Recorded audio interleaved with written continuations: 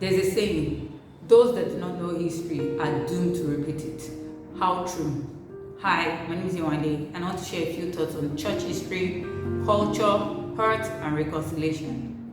The most important thing to know about ministry is that ministry is about people, and people are absolutely complex.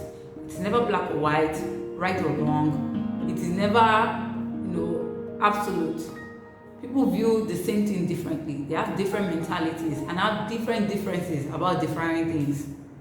Something else you should know about myself: I love history, world history, Nigerian history, church history. I don't necessarily go in depth into it like one history professor or something, but I like to know the gist of things.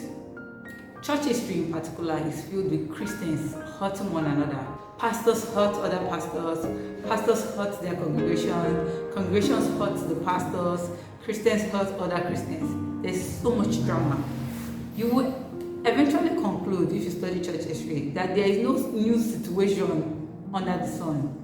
The impact of whatever decision you make in response to a particular hurt has been well documented if you search for it.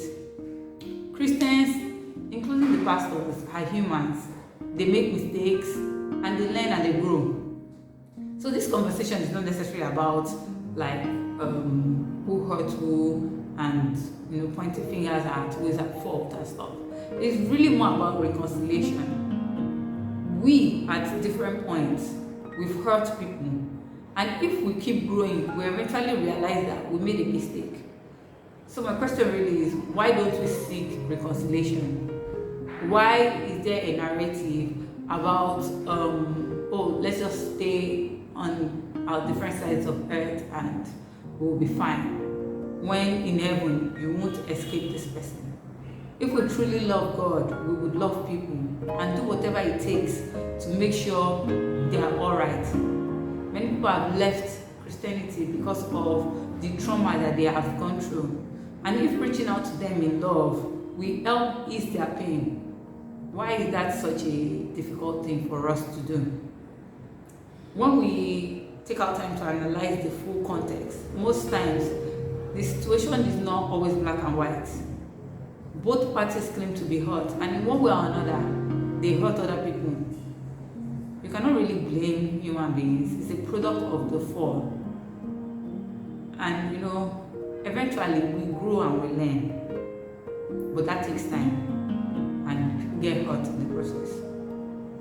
Of course, there are cases of absolute abuse where one party takes advantage of another. A leader can abuse a church member can spiritually manipulate a leader, And to be honest with you, I'm not trying to say, oh, this is the solution, that's the solution. I think there's a lot that has been documented on those already. But we should not always think about just sweeping it under the rug and moving on. That strategy is clearly not working. People are walking away from the faith because of the injustice that they perceive. People should not get to a point where they feel like the institution is more important than them. Like I said earlier, ministry is about people, and people should always be the priority. People need to know that they are valued, more than protocols, more than institutions, more than one particular person. And if we get to a point where we realize that we made a mistake, we should apologize, and we should seek to reach out to these people and help them. We should make it our duty to do the right thing. These are God's people. We ought to interact with them honorably, lovingly, and with humility.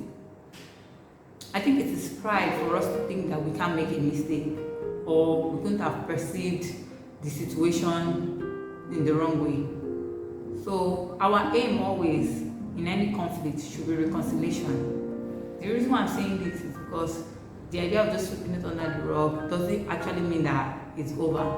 People continue to deal with the hurt and pain, bitterness creeps in, and some just end up leaving the church.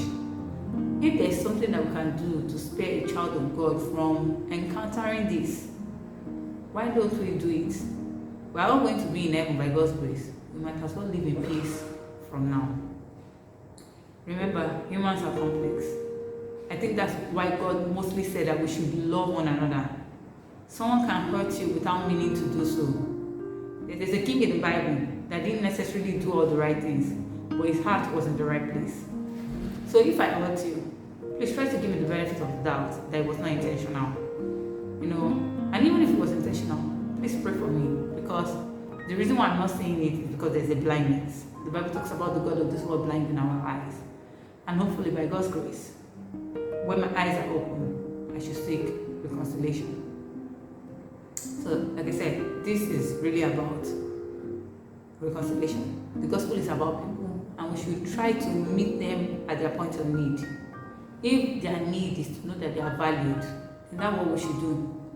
If by humbling ourselves we can help someone else return back to the faith, then we should do what needs to be done. That's my thoughts. This is just a brief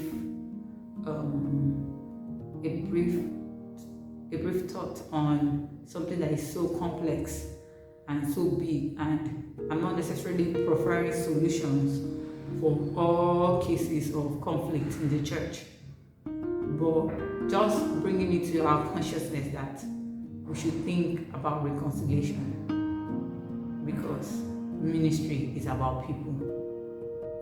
God bless you. Okay.